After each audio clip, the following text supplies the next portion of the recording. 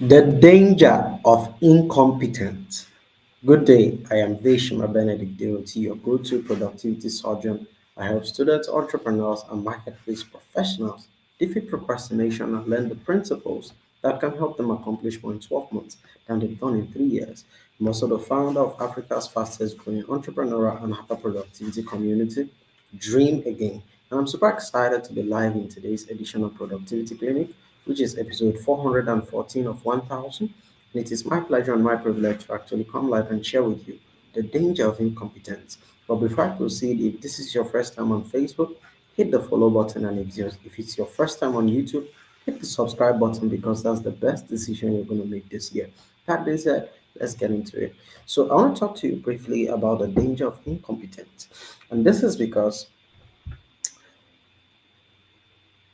there is a formula, like my mentor always say, wealth creation is a science. Wealth creation is a science. And you see, the first point which you are rewarded for is for your competence. What can you do? You see, there's a formula for wealth. It is called Emerson's law of compensation.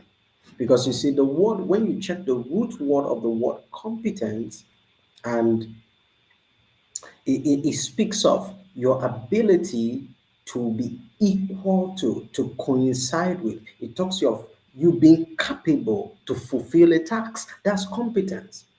And now, when you dig deeper, you discover that there are four levels of competence, right? But why is incompetence dangerous? Incompetence is so dangerous because it gives you and it eliminates you from the possibility of ever becoming someone who is recognized for being exceptional. Because you see, in life, we have the 98%, which are called the mediocre many, and then we have those who become exceptional.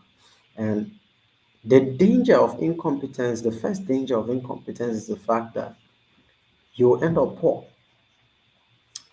Why? You will pass over opportunities repeatedly. What did I say? You will pass over opportunities repeatedly because you see, I don't believe that opportunities come to people. No, I believe we create opportunities. Because just imagine, if you don't create your own opportunities, that means you're waiting for someone else. So let me be very practical with this explanation now. So every time you sit down to learn something new, you take the time to practice something, you are preparing yourself for opportunity. So what will now happen? What is the difference between opportunity and luck, as they say? For example, I know that there is going to be a problem when it comes to selling. The world will always need people who are good at selling. What do I do now? I begin to study on the subject of sales because that is the fabric of society. The economic situation of any country is determined by the salespeople. Whenever the energy for sales is high, economies, businesses prosper. But once that energy is overtaken by fear, so now you begin to study, you begin to make those calls, you begin to get those rejections, it is opportunity right there. You are preparing yourself. Why? There is already a problem that is there, and you are preparing yourself to be equal to the task. So the first danger is missed opportunities. You will keep missing opportunities, and the last time I checked, the word poor means passing over opportunities repeatedly. So this opportunity comes, you are not equal to it, you can't take care of the problem, they will pick someone else. So that's the first danger. The second danger of incompetence is the fact that you will sabotage your own success. We're in a class with my mentor the other day, and he asked somebody, what's your dream? And the person described this dream, but at the level of execution, the person sabotaged their dream because they didn't have the skill, they didn't have the competence. Every dream requires specific competences. Every skill, every dream requires specific competences. This is why Immediately you write out a goal or a dream, you become a slave to that goal or dream because it determines the skill sets, the competencies you're going to acquire. For example, being a salesperson requires specific competencies, not just your ability to talk. As a matter of fact, the best salespeople are not talkers, they are better listeners. Why? The most important tool you need to become an effective salesperson is your ears, your ability to listen to people, because while you are listening to people, they will give you exactly what you need to close the sale. Right? Now, what is the third danger of incompetence? Incompetence ensures that you will be forgotten. You will never be remembered. We don't remember incompetent people. We remember people of excellence. This is why it's been over 11 years since Dr. Miles Monroe died physically, but he lives on through several people he impacted with his competence.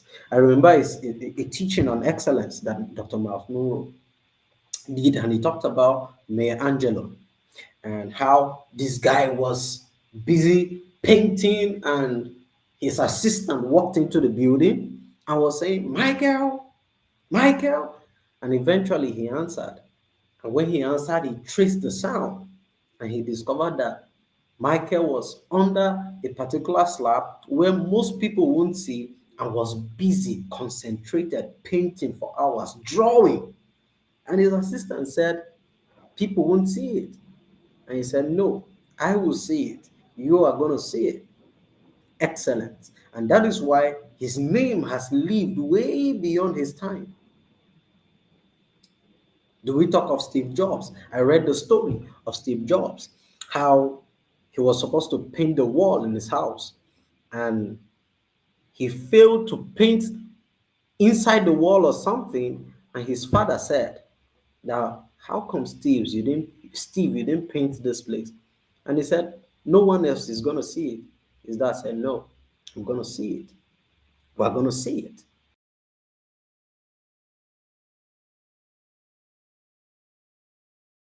For Steve Jobs and Apple becoming so excellent. Why? He said, even though people were not gonna see inside of the phone, they were gonna see it. So they did an excellent work.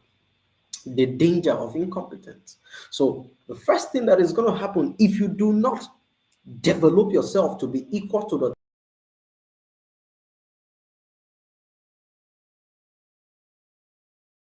a lot of opportunities. Had your own success. And the third reason is the fact that you're going to be forgotten. Do you want to be one of those people who were only going to remember because they had a graveyard? Or are going to you're going to be remembered for the impact you made in the lives of other people? This is why it is time for you to rise up to the occasion. Choose to pick an area, a field of primary interest, and become the best that the world has ever seen in that field. And that begins with a step, becoming a dream achiever. Why? In the Dream Again community, we believe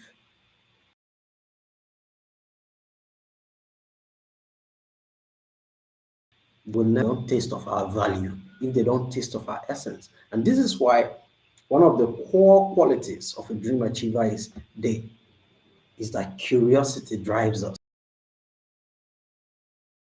We're constantly figuring how does not come from making money. Freedom comes from learning how things work. And this is why we believe in learning. We believe in trying out things and keeping what works. And so, because I know for sure I'm not going to be forgotten, you can guarantee that I will be remembered for the great work, the impact I'm having in the lives of people, the fact that I'm audacious about my goals and dreams. And this is why I want to encourage the best you were created to be. Choose to become iconic. And that is because God has given you two tools for dominion. He's giving you a story and he's giving you a voice. I want to encourage you that you rise up to the occasion. Choose to live a legendary life. Choose to live a life of excellence, life of mastery, life of competence. And that is because amateurs make so little in the marketplace. Professionals make all the money. Become a professional today. And you can start that journey today by typing Dream Achiever in the comment section. And my team will reach out to you. We're going to see how we can help you become the best that you were created to be. Because you are an original, do not die a photocopy. Until I see you tomorrow in tomorrow's edition of Productivity Clinic, it's time to dream again. And bye for now.